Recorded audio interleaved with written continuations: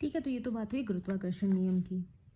तो अब क्या है कि अब गुरुत्वाकर्षण किस किस काम आता है। अगर आपसे कोई बोले कि गुरुत्वाकर्षण के सार्वत्रिक नियम ने हमें क्या बताया, मैंने बताया ना कि दो चीज़ एक दूसरे को अपनी तरफ खींच रही हैं।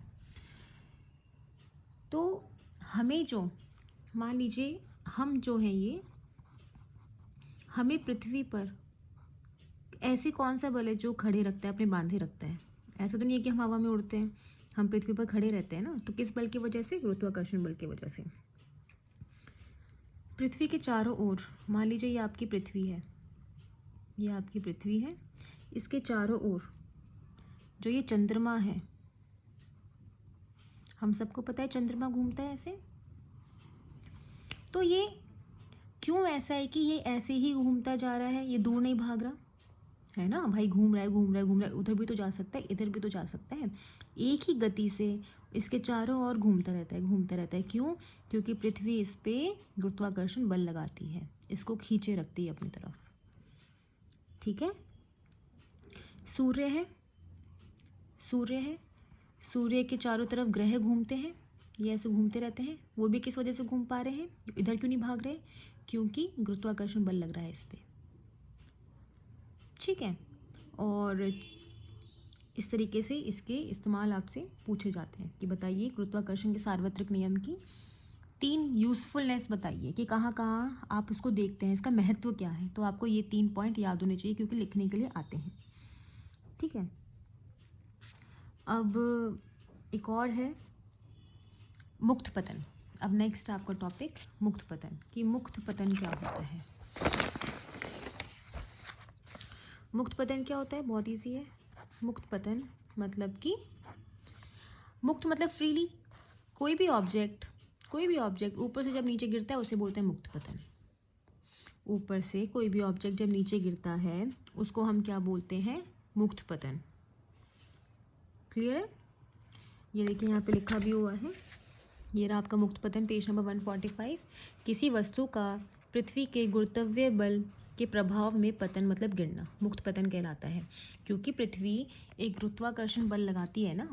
ये मान लीजिए आपकी छत है, ये यहाँ से एक गुरुत्वाकर्षण बल लगा रही है, खींच रही है नीचे से कि आ जाओ आ जाओ आ जाओ। तो जब भी कोई चीज़ ऊपर से नीचे गिरती है उसको हम बोलते हैं मुक्त पतन। पतन मतलब होता है गिरना, बहुत ईजी। ठीक है। अब एक और नया टॉपिक आता है आपका, आपको पता है त्वरण क्या होता है? त्वरण, त्वरण को हम ए से लिखते थे कि किसी की भी गति में कितना बदलाव आ रहा है वो हमें कौन बताता है? तो त्वरण बताता था। इसी तरीके से गुरुत्वाकर्षण में अगर हम बात करते हैं तो एक टर्म आता है, एक नाम है गुरुत्वीय त्वरण। गुरुत्वीय त्वरण कि गुरुत्वाकर्षण की वजह से स्पीड में कितना बदलाव आ रहा है वो होता है गुरुत्वीय त्वरण, जिसको हम जी से लिखते हैं। ठीक है। गुरुत्वीय त्वरण को हम जी से लिखते हैं और इसकी वैल्यू होती है जो कि फिक्स है 9.8 मीटर पर सेकंड स्क्वायर। मतलब कि जी की वैल्यू हम अपनी पृथ्वी पर ये मान के चलते हैं कि हमारी पृथ्वी पर इसकी वैल्यू है 9.8 मीटर पर सेकंड स्क्वायर। इसको हम 10 भी ले लेते हैं। ठीक है। त्वरण जो कि हमें गति के बारे में बताता है कि गति में कितना बदलाव आ रहा है। उसी तरीके से जब वो बदलाव हम गुरुत्वाकर्षण की वजह से देखते हैं कि जो बल लग रहा है उसकी वजह से कितना बदलाव आया है, उसको बोलते हैं गुरुत्वीय त्वरण। और उसकी वैल्यू है जो कि आपको याद करनी है, स्मॉल जी की वैल्यू होती है 9.8 मीटर पर सेकंड स्क्वायर, जिसको हम 10 बोलते हैं। ठीक है। और अब आपसे जो सवाल पूछा जाता है ना, वो ये पूछा जाता है, अच्छा एक और चीज़,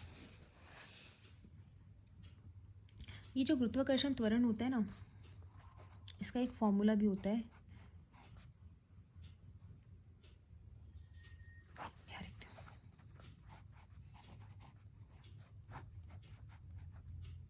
बेटा एक फॉर्मूला होता है, ये भी आपको याद करना है।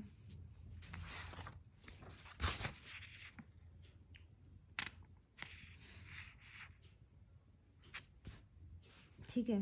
ये मैं आपको, ये देखो पेज नंबर 145 पे ये रहा। यहाँ पे ना ये ई नहीं है, वैसे ई को हटा दो, ये ई कुछ नहीं है, G m/r²। देखो इसमें क्या मतलब है, हम इसे क्या समझ रहे हैं कि जो गुरुत्वाकर्षण त्वरण जो होता है वो निर्भर करता है, ये बड़ा ऑब्जेक्ट है, ये छोटा सा ऑब्जेक्ट है, इसका द्रव्यमान m है, इसका द्रव्यमान स्मॉल m है, इनके बीच की जो दूरी है वो है r। तो फॉर्मूला बना, त्वरण का फॉर्मूला क्या बना, गुरुत्वाकर्षण स्थिरांक है ना, ये है गुरुत्वाकर्षण स्थिरांक, बड़े वाले जो ऑब्जेक्ट है, जो बड़ा वाला हमारा पिंड है उसका द्रव्यमान और बटे में इनके दूरी का स्क्वायर। हम यहाँ पे ध्यान देंगे कि छोटे वाले जो पिंड है उसके द्रव्यमान पे कोई ध्यान नहीं दिया गया, मतलब उसका द्रव्यमान हम देखेंगे ही नहीं। जब आपसे सवाल पूछा जाता है ना, ऐसे सवाल आएंगे आपके एनसीईआरटी में है कि एक पत्थर ऊपर से गिर रहा है, एक पत्ता गिर रहा है, तो बताइए नीचे कौन पहले पहुंचेगा। ठीक है, तो इसका आंसर क्या होता है, दोनों सेम गति से नीचे पहुंचते हैं, दोनों एक ही टाइम पे पहुंचेंगे। क्यों? अब आप बोलोगे कि ये हल्का है, ये भारी है, तो इसको पहले पहुंचना चाहिए। इस फॉर्मूले में हमें बताया गया है जी क्या है, आपका गुरुत्वाकर्षण त्वरण, ये क्या बताता है, गति के बारे में, है ना। इसमें क्या बताया गया है कि सिर्फ बड़े ऑब्जेक्ट का द्रव्यमान मैटर करता है, छोटे ऑब्जेक्ट, ये जो छोटा वाला ऑब्जेक्ट है उसका द्रव्यमान कोई मैटर नहीं करता। तो इसीलिए बड़ा ऑब्जेक्ट क्या है यहाँ पे, पृथ्वी कितनी गति से खींच रही है बस वो मैटर कर रहा है, इनमें कितना भार है ये कोई ध्यान नहीं देने का। ठीक है, तो दोनों एक ही समान पहुँचेंगे। तो ऐसे सवाल आएंगे, आगे हम लोग पढ़ेंगे।